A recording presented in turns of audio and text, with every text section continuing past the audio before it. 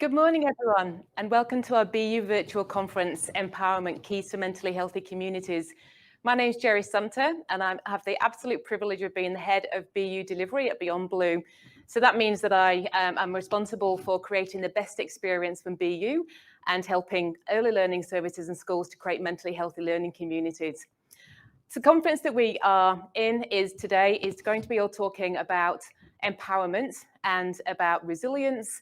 And the first session that we're in is all about unpacking empowerment and growing that shared definition. So very pleased to be here with you all today.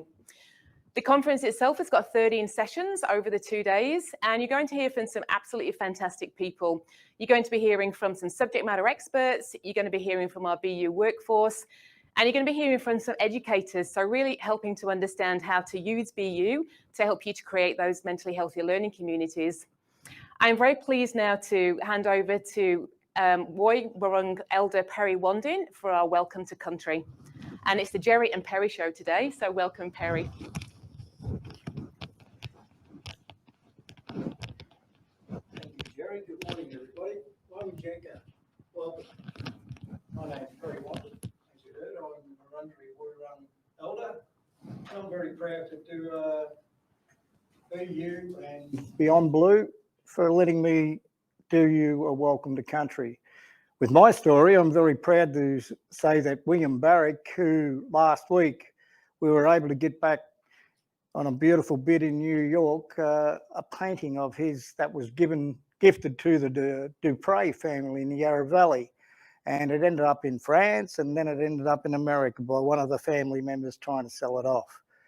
And with that history, with William Barrick, he alone in Victoria here with Coranderrk Mission was able to set up negotiations for people. But the one thing I should say, sorry, I didn't do, is I'd like to pay respects to all my ancestors, elders, both past, present, and of course the next generation emerging, Aboriginal and Torres Strait Islander people.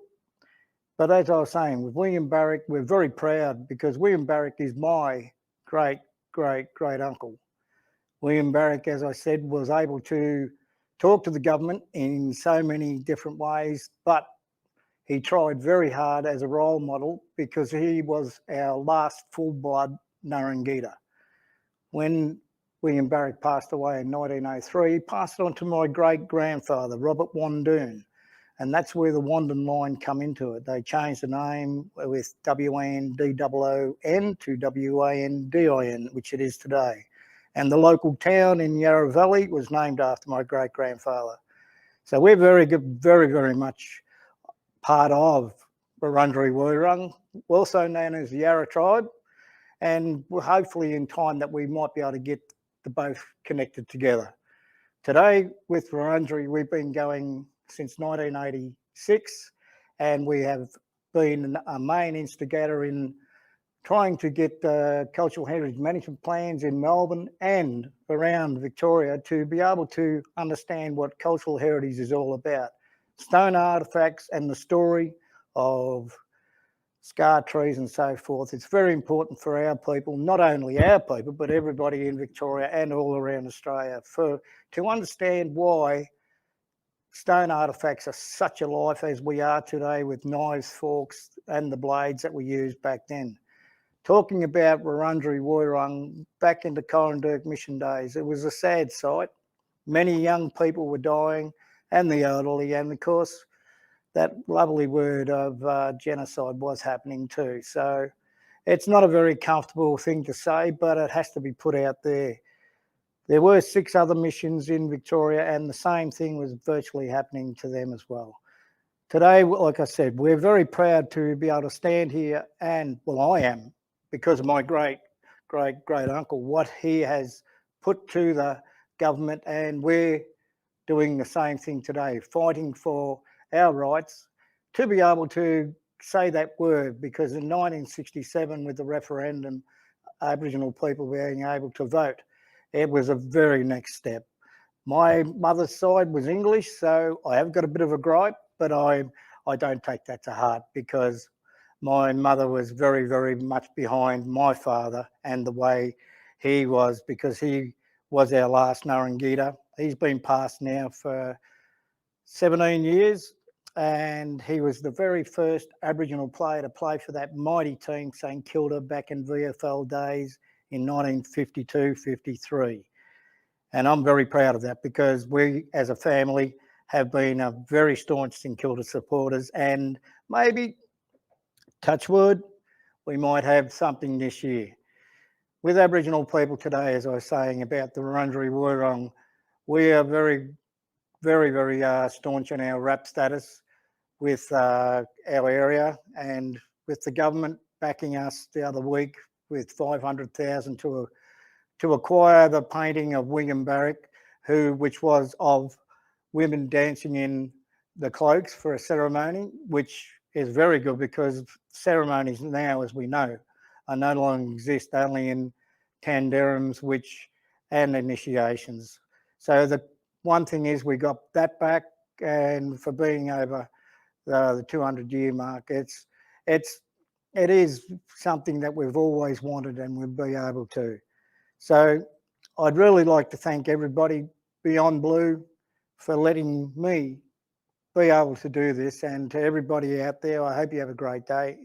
In our Wurrung language, Wamanjinka, Yemen Kundi Bik, Wurundjeri Wurrung Balik, meaning welcome to the land of Wurundjeri people. And I do welcome you, and I thank you very much on behalf of my people. Thank you.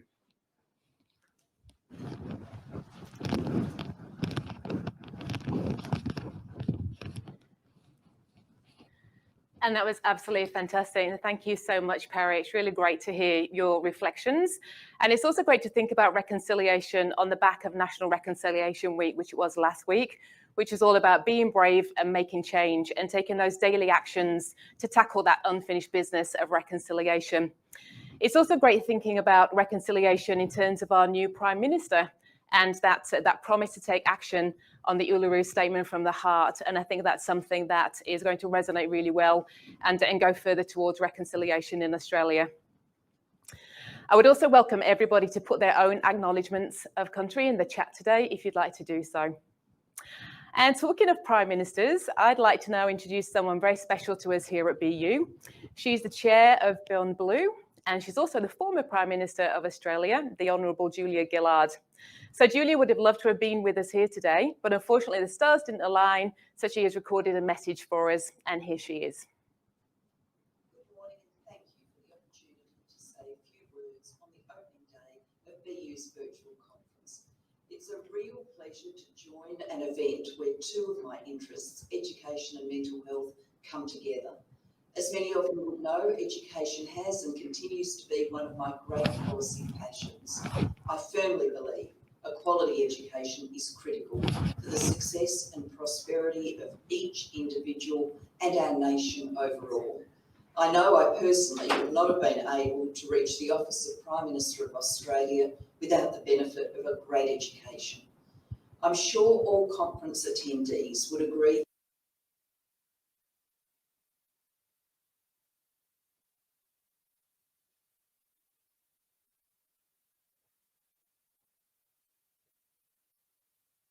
and emotional literacy. To see so many educators joining this discussion is testament to your dedication to the mental health and well-being of the future of our nation, Australia's children and young people. Ensuring the next generation have not just the best educational opportunities, but are able to learn in a supportive, inclusive and emotionally safe environment helps shape their future in the best possible way. But I acknowledge these last 2 years have been tough. You've had to contend with the continuing pressures of the pandemic, and some of you have also been affected by the impact of natural disasters like the devastating fires and floods we have seen. All of this adding to the disruption. I would like to take this opportunity to thank you for your service, your courage through adversity, your unwavering commitment to our children and young people. Beyond Blue is proud to stand with you, and we hope BU is supporting you. Since launching BU in 2018, we have had nearly 12,500 early learning services and schools, and around 150,000 individual educators register. Independent research conducted for BU this year found 80% of educators feel mental health is one of the biggest issues affecting young people, and 94% believe good mental health is a prerequisite for learning. BU's vision is to build an education system where every learning service and school in Australia is a positive, inclusive and resilient place, helping each child, young person, staff member and family achieve their best mental health. We know that 3/4 of mental health problems emerge before the age of 25. Early intervention is vital, and we're encouraged to see governments highlight the need for further investment in children and young people. But more needs to be done. Governments must make bold policy decisions as they look to institute a long overdue reform of our mental health and suicide prevention systems. We must get the detail right if we are to ensure that change is long-lasting and meaningful. And part of that is ensuring governments work together to embed wellbeing in our education systems. Beyond Blue has 4 key policy areas we believe are vital for an integrated national approach that leaves no one behind. The first is to ensure wellbeing outcomes are measured in a consistent, systematic way so that mental health is prioritised just like academic results. We think the best way to do this is by including wellbeing outcomes in the National Schools Reform Agreement. The second is putting mental health at the centre of the curriculum. This could be achieved through reforms to the national school curriculum and approved learning frameworks and updating teacher standards to better reflect wellbeing. Thirdly, we need increased government resourcing to provide schools and early learning services with the tailored BU consultant support they value, and ongoing funding for wellbeing coordinators or other specialist support staff to coordinate a whole of learning community approach. And finally, to properly equip educators, wellbeing needs to be included in all educator qualifications, so everyone graduates with a similar level of understanding about mental health. BU content has the potential to be adapted to be used by both trainers and people studying education. We've been working with the higher education sector to explore how this could be rolled out to ensure it is taught as a key part of education training. Research shows 60% of educators place time constraints as a barrier to supporting the mental health of children and young people. Juggling increasingly demanding workloads and responsibilities also impacts on their own well-being. That's why making sure educators have time for ongoing professional development is important, and this will require backfilling positions and more resourcing to ease their administrative workload. These are ambitious goals, but change doesn't happen by being timid. Right now, Australia is at a crossroads as we emerge from the pandemic with the ability to create something better than we had before. Now more than ever, reforming and enhancing mental health and education systems will be key to our social and economic recovery. It will help build the strength and resilience of future generations so they can lead full and contributing lives, and also ensure we support your vital professional contribution as nation builders. We can seize this opportunity for generational change, and that will have long-term benefits for children, young people and educators alike. I thank you all for the role you play in this important journey, and I hope you have a wonderful conference. Thank you, Julia. I think it's really great to hear what Julia's been talking to the governments about. And I think we can all agree there's some opportunities at that education system level to embed wellbeing into early learning services and schools. And it's really, as Julia said, it's creating something better than we had before. And I think that sentence really resonated with me. So as we go into this conference, I think it's good to know that people like Julia are advocating for changes that will really support the work that we do. And as Julia also said, at the moment, promoting wellbeing can often fall to certain individuals in early learning services and schools. And so BU is really about empowering every single educator and education leader to support wellbeing. So it's a more holistic and sustainable approach. And the system level changes we're advocating for are about building wellbeing into structures to ensure it's properly prioritised and resourced in every early learning service and school in Australia. So let's continue on this journey together. And I think this topic really links into the conference and what we're talking about here today, which is all about empowerment. Because while we're working to empower children and young people, it's good to know there were also people like Julia who are working to support us. Now, as we do talk about mental health, it may bring up some experiences that are difficult for people. And I wanted to show you here a resource that we have in BU that you can show in your early learning service or school. Which is really talking about mental health services and supports that you might need to reach out to. So if through the conference you find that you do experience some challenges, it may be good to just take a break. So stand up, have a stretch, go do something different for a little while and rejoin us. You might reach out to a trusted colleague or friend, or you might be at a place where you want to reach out to one of the support services listed on that slide, and also the services that are listed in the chat. So you'll see this, the link to this graphic provided in our discussion forum box. Now, give you a little bit more context about what BU actually is and what it can do for you. So BU is a national mental health initiative for educators and also the organiser of this conference. It's delivered by Beyond Blue in partnership with Headspace and Early Childhood Australia.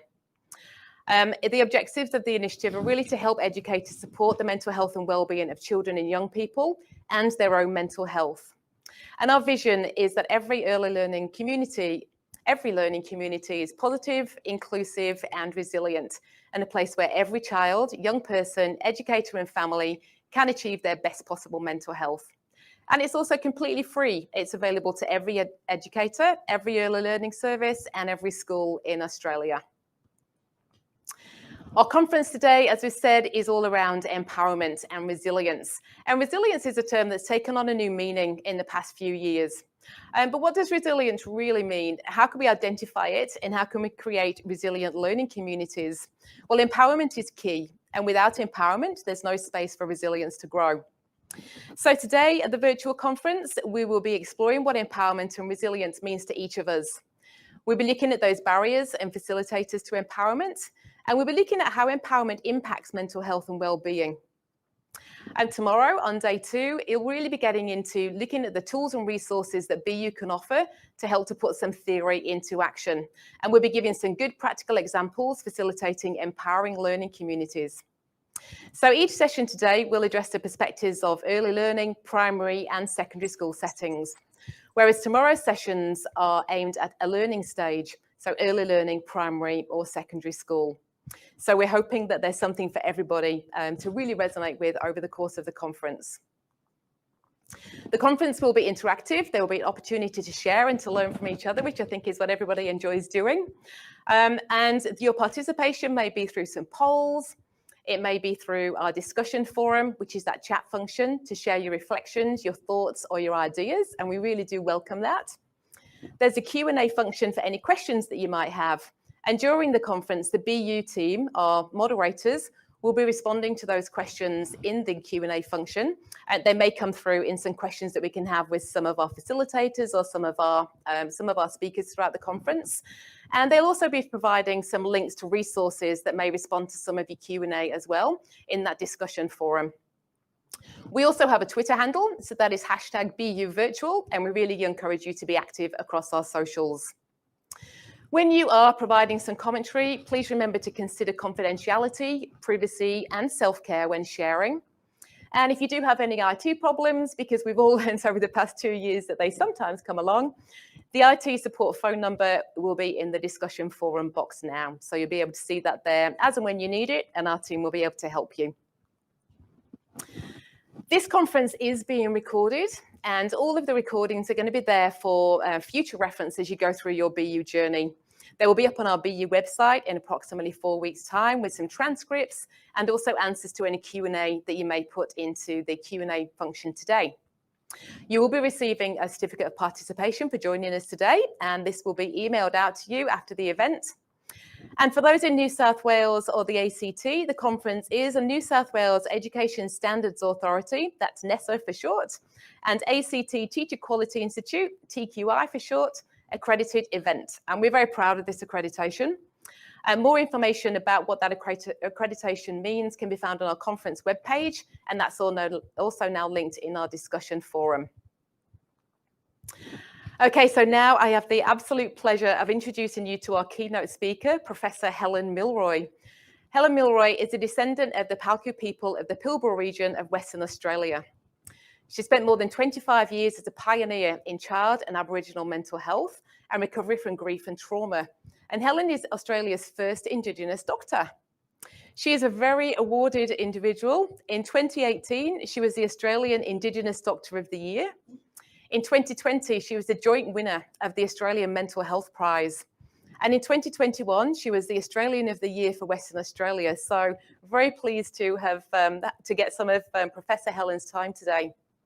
She plays numerous roles on boards and mental health advisory committees, and she's also a Beyond Blue board director. Her research includes identifying barriers and facilitators to cultural and child trauma recovery and frameworks to build resilience and empowerment. So we're very privileged to have her here today. And I would really like now to welcome Professor Helen Milroy. Thanks, Helen. Slides okay. Always a bit of technical difficulty when you start doing these things, but just wanted to say hello to everyone. I'm very honoured to be here.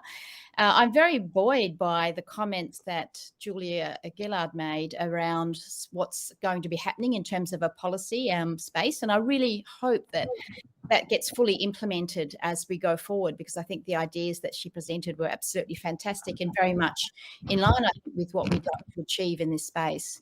So I'm going to talk to you today a little bit about mental health and children and the role of schools and early educators, which is actually very close to my heart as well.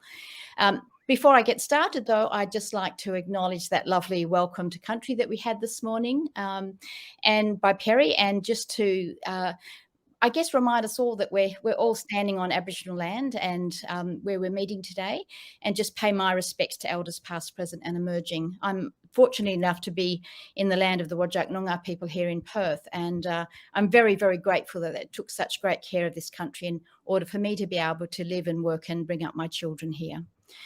So just by way of introduction, this is my family. So this is my grandmother holding my mum, and this is me then holding my daughter. So I think when we really think about well-being, we have to take that generational perspective and understand that all of these things that have gone before us within our families very much impact on us today. And we heard some of the stories, the local people this morning already, and some of that generational trauma that we're still dealing with today, and how that may impact on our children's well-being at school. So I think what we have to understand is that as my grandmother holds my mum holds me, and I hold my children. And when we think about that, as children get that little bit older and they start getting into society, then society is meant to hold our children as well. And I think that it's an absolute privilege and an honour in a way that early educators and schools, get to have our children for such long periods of time, because what we're actually doing is we're handing over our children for you to hold them for us while we're not there, and we hope that will be treated in the same way that we would treat our own families, and that's how we would view it from an Aboriginal perspective. Okay, so sorry about that, everybody. So this was my family slide that I was just talking to about the holding. So my grandmother, my mum and me and my child, and I'm expecting my first grandchild this year. So I'm very excited that I'll have that next generation to also hold and nurture their well-being into the future. So I think that I just wanted to talk a little bit about the importance of early educators and schools. And we've already laid down the fact that you will hold our children for long periods of time. So your ability to influence their development is significant. And so I think that it's been even more recognised now, the high value that we place on schools and early educators. Your role is ever increasing, as we already know, and that can both cause stress, but it can also be an opportunity to actually embed a greater level of wellbeing in early life. We also know that there's a lot of health and safety and wellbeing taught in schools and in early education centres, and that the building of social, emotional and life skills actually occurs during this period of time, particularly in the sort of the 0 to 12s. This is often when we embed a lot of these skills that are then give people and adults actually lifelong resilience. We also know that social and cultural and religious and moral values can also be part of education. We also know that this is a time when we can have early warning signs for kids who are going off track or need additional help. And in fact, when you think about mental health in particular, and I think Julia already mentioned this in her talk, sometimes the early indicators of significant mental health problems can occur in early childhood. And this is where we should be picking them up. We shouldn't be waiting until they're much, much older and things are much, much worse and more difficult to treat. We should be getting in as early as we can and getting children's development back on track. Schools and early education centres are also potentially a place of both sanctuary and harm. And so we always have to be hyper vigilant when we're looking at what we do in these sorts of places, that we make sure that they are actual places of sanctuary. And as far as we can manage, make sure that we minimise or reduce any sort of trauma that may result. Safe environment obviously is an essential prerequisite for both mental health and for learning in schools. And I think as we move forward, we also recognise that trauma-informed responses are becoming much more important as we understand the issues and the experiences that our children have. So if we think about the roles or the multiplicity of roles, we know that you are role models in these sorts of areas, you're advocates, you're supporters, as well as educators. So you have a multiplicity of roles that you play, both for our children, our families, but also our communities. When I was involved in the Royal Commission into institutional responses to child sexual abuse, we were also very aware that schools played an incredible role in supporting children.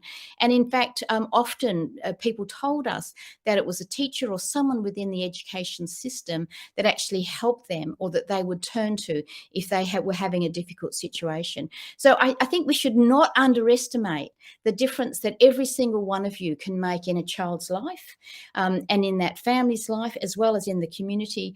And if you think about generational trauma and generational recovery, then if you can turn around a child's life today, then that's going to also establish the well-being for future generations. So we know that you guys are all experts in education and development of young children. Developmental perspectives here are absolutely critical. I can't overestimate that. It's absolutely essential that we understand not just how children physically grow, but how their mental health and their emotional and social well-being develops in those early years.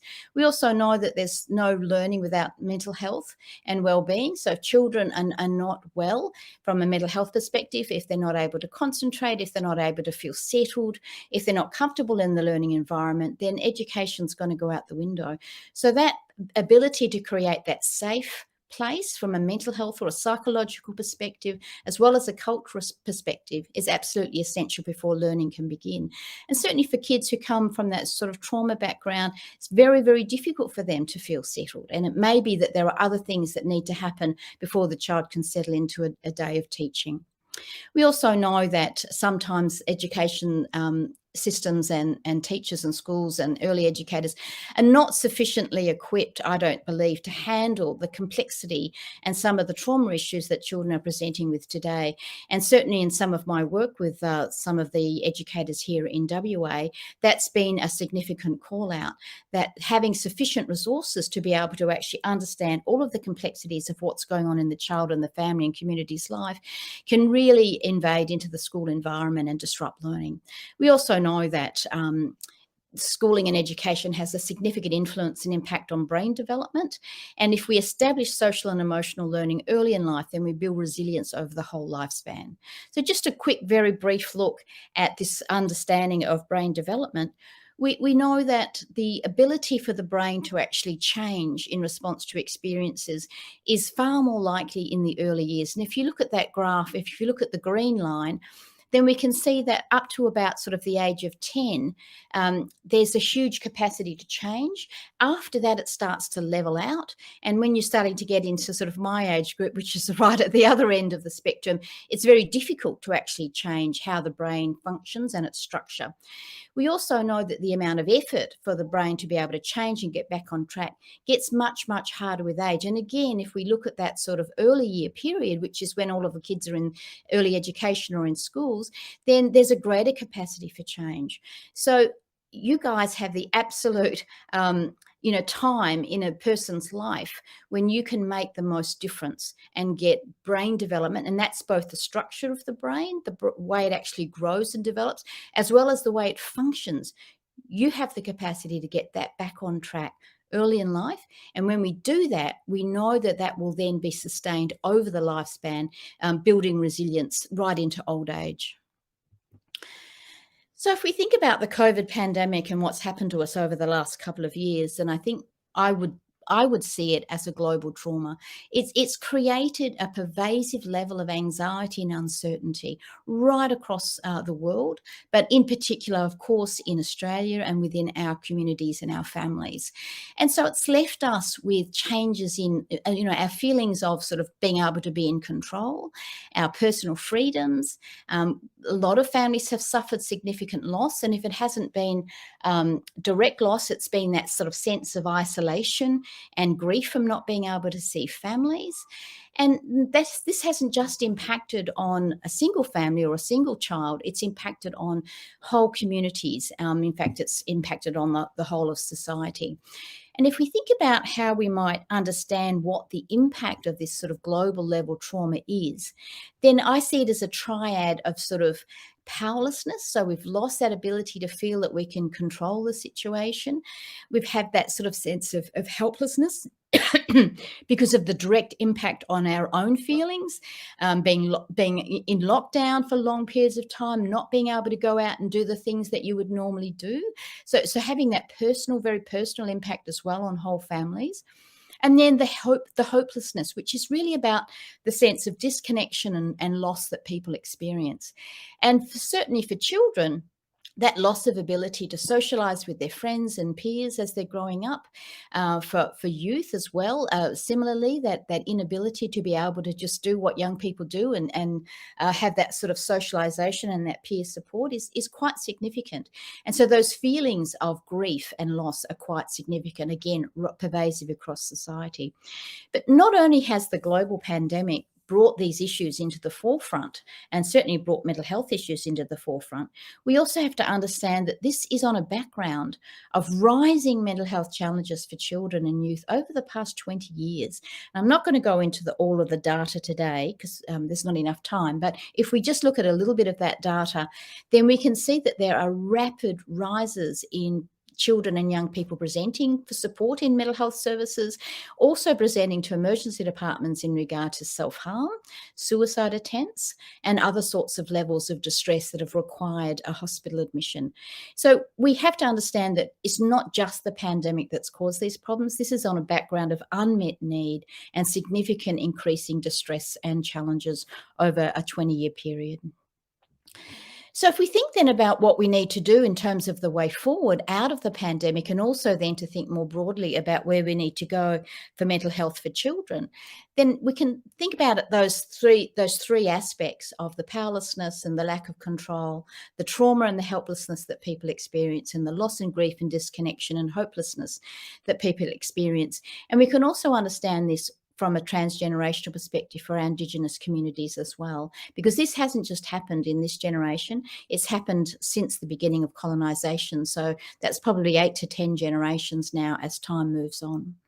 And if we think about then how we might go about addressing those things, we can address them, that triad of trauma, from both the personal, the family, as well as the community level. So if we were thinking about it in terms of a community, then the powerlessness would be addressed through things like self-determination and community governance, and allowing communities to be able to take back that sense of control and their own sense of destiny as well. And that includes having that governance over their own families.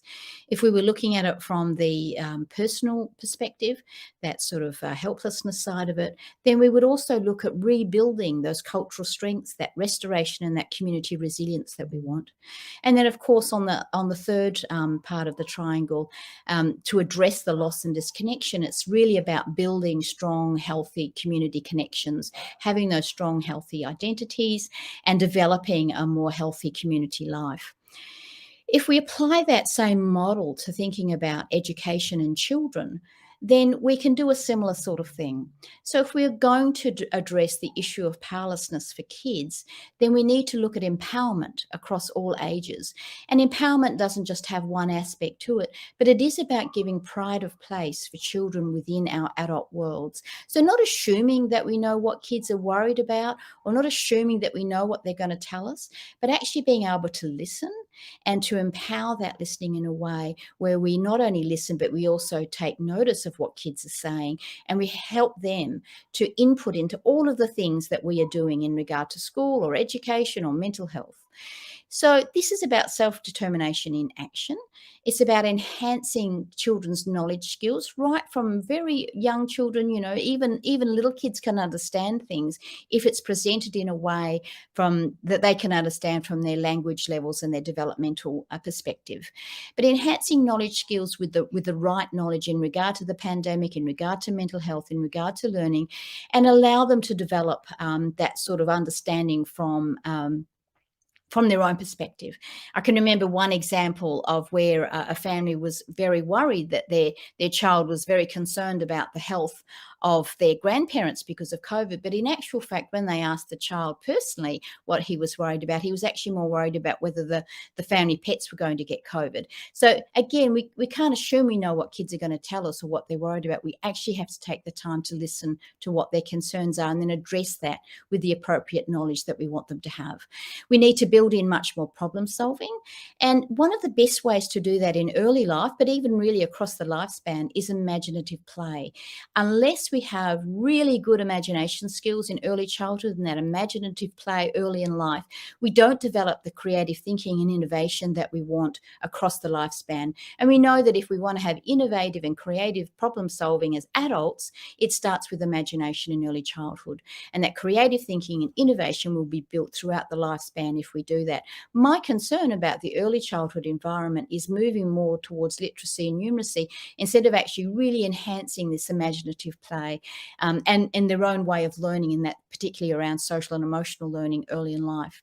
We need to build in much more early autonomy and self-reliance. So instead of spoon feeding children, allow them to have experiences and learn for themselves and be able to make decisions as early as they can in life that they can actually then feel good about, building confidence across all age groups. And then as I think we get into older ages, and particularly into the sort of youth type age groups, then being able to really value their opinions and have them as part of decision-making processes.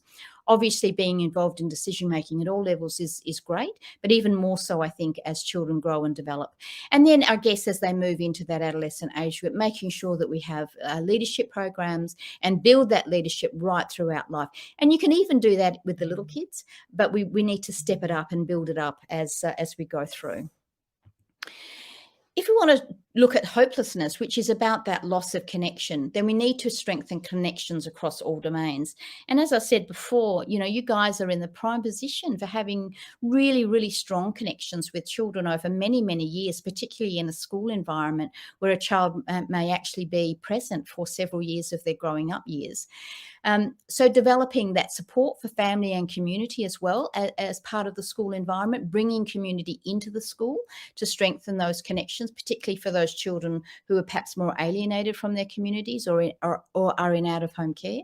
Develop a whole of school cohesion and connection and peer support sort of program that allows older children to also have some roles and some connections with younger kids, as you would have in a kinship system or a family system. Also then looking at broader society society? Who can support schools from the broader society? Who's going to be able to come in and actually support that local school community as well and broaden out that sense of connection for kids? And the final perspective I want to talk about in terms of connection is bringing in that broader ecological perspective.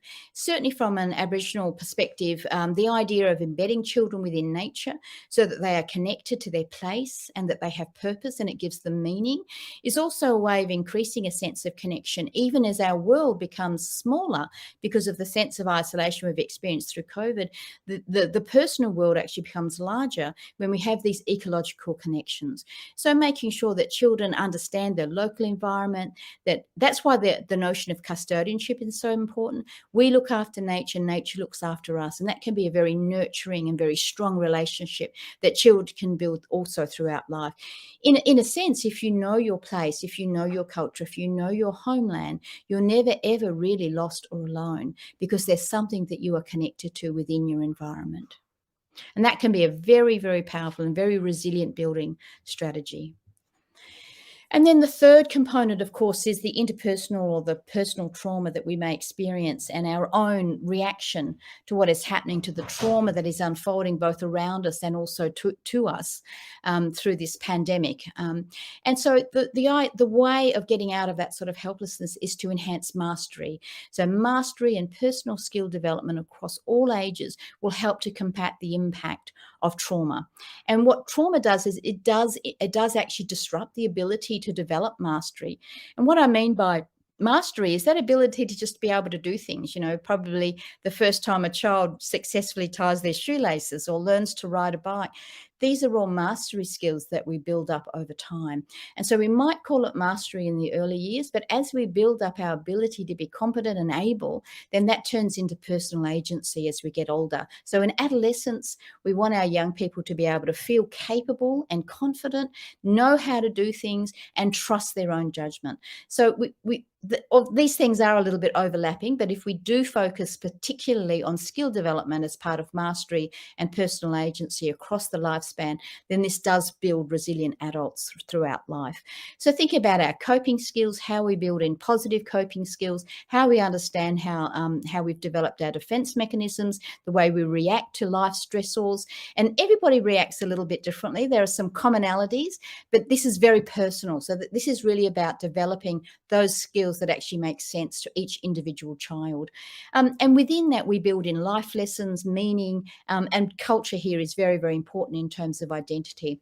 So part of the way we can do this in early life is through storytelling, both the personal, the family, the community narrative, understanding how people overcame adversity. And storytelling is a great way of doing that. And it's not just relevant for young children, it's actually relevant right across the entire lifespan, including in adolescence. It may take a different form. Storytelling can also be through words and language, through books, but it can also be through visual medium, through art, through music, a whole pile of different sort of creative ways we can express and tell stories. And so we may move through different modalities throughout a child's life. And of course, the other aspect of that then that becomes very important is to support the development of identity, that sense of personal competence and capability. Who am I? I know who I am. I know where I'm connected. I know where I'm from. And I know what my whole family system and my place in society is. Those sorts of personal elements of identity don't just start in adolescence. They actually start in very early childhood. And so they're built upon throughout all of the different developmental stages. So if we're going to look at these three aspects of dealing with both empowerment, with the reconnection, as well as with that enhancing of mastery and personal skills, we have to build them up from early life, and we keep building them up throughout development, so that when adversity faces us later in life, we already have the coping skills to get in early, be able to know what to do, and that would lessen, I guess, the impact of other issues that we may face later on. So at the end of all of that, we want, I am, I can, and I do. And they're the sort of elements that we want to create for our children and our young people throughout education. And of course, if we do all of this, it's going to enhance a child's capacity to learn, to be able to take on different sort of learning styles, and understand life in a much more comprehensive way. So apart from looking at that, the sort of impact of COVID, we also then have to understand, as I said earlier, that with the renewed focus on wellbeing, we must not only understand the last 2 years, but really the last 20 years and how this has actually impacted on our children and our families. And it's quite disturbing when you see some of the data and you see the lack of services available. We've had quite a lot of investment in the last 20 years in youth and in that sort of older youth, particularly the sort of 16s to 25s and a little bit in the sort of teenage years. But we've had very, very little investment in the under 12s and in the early years. And yet when you think about it, from all of the evidence that we have and all of the data that we have and the research, we know that you can't just suddenly fix up wellbeing when you're 16. It really has to be built upon from those early ages. And if you just reflect back on that graph about brain development that I talked about before, much, much harder to intervene later in life than it is earlier. So I think we really do have to reorient ourselves to thinking about what's required in the early years, because whatever we invest in the early years will pay us back tenfold later on down the track. So my concern, I think in particular about children and youth in general, but more so for the younger ones, is, do we need a coalition for children's mental health, education and safety? I'm not quite sure where we go from here. It was great to hear the initiatives being undertaken in education that Julia spoke about, but there's not enough initiative right across all of the other systems which you guys have to also interact with. There hasn't been enough investment in mental health, for example, in the early years that can then actually support schools and early education centres in their work. Where is the voice of the services that actually work with younger children? I hear so many people talk about the fact that mental ill health starts early in life. But where are the people that deal with the kids early in life that we need to hear from, who represent those children's and some of those family voices that we don't get to hear of very often? I think the youth voice is probably quite well heard, but we're lacking those voices of the earlier years. I also wonder whether we should have a policy that looks at the child and family impact, and there's a lens that goes across everything so that we don't have unintended consequences. We're not really sure how we've ended up with so much challenge in mental health for our children, so much complexity now that we're seeing. And you have to reflect back and wonder, did we do things wrong? Did we get some things wrong? Were there unintended consequences of some of the policy directions that we've had in the past? We don't really know. But what we do want to make sure is that we don't allow that to happen in the future. So whatever we do in society that's going to affect children and families, this impact lens needs to be applied. I also wonder how we get a more effective engagement with all of our systems that work with our children. You really only get one chance at childhood. You can't repeat your childhood. I know some people have their midlife crisis and go back to their teen years in their 50s, but probably not a very good way of healing the past. So what we really need to do is be able to form this kind of coalition where all of the people involved in dealing with our children actually come together in a more effective way. And that includes education, mental health, child protection, juvenile justice. In fact, if you think about many of the children who are in our juvenile justice systems, they have significant mental health challenges that have not been addressed, probably started early in life with a lot of adversity that they had been exposed to. And so we've really failed those children along their developmental spectrum in being able to pick them up early and give them the support that they need. And of course, because you guys have our children for such a long period of time, early educators and school environments are absolutely critical in the pathway back and in the general role in recovery for children who have had this adversity early in life. So we know that children are our future. They're our hope. I certainly hope that the experience for my grandchild yet to be born is going to be much better than the experience my grandmother had that was incredibly traumatizing and difficult. So children need strong, safe, enduring relationships with carers. Absolutely essential. However, I would add to that, they also need strong, safe, enduring relationships with people in society as well. Thanks, everybody. And thank you so much to Professor Helen Milroy for that incredible presentation. I do apologise for the technical challenges that we had there at the end. I think Helen's internet cut out on us. But I think there's a lot of reflection to be had on that session. I'd love to hear some of your comments in the discussion forum if you'd like to pop them in there. Or if you've got any further questions, please pop those in the chat and we'll make sure that we answer those questions through our feedback post the conference. Now, you do have now time for a quick break. Our next session will be starting at 12 p.m. AEST. So please make sure you take that time to go and get yourself a cup of tea, have a stretch, take a break. The next session is going to be fabulous. It is an educator panel chaired by Headspace School's clinical lead, Ebony Gill. And the title is Exploring Empowerment Across Learning Communities. And we've got some fabulous speakers in there. So thanks for joining the conference. Really great to have you on board. And we'll look forward to seeing you again around 12. Thanks very much, everybody.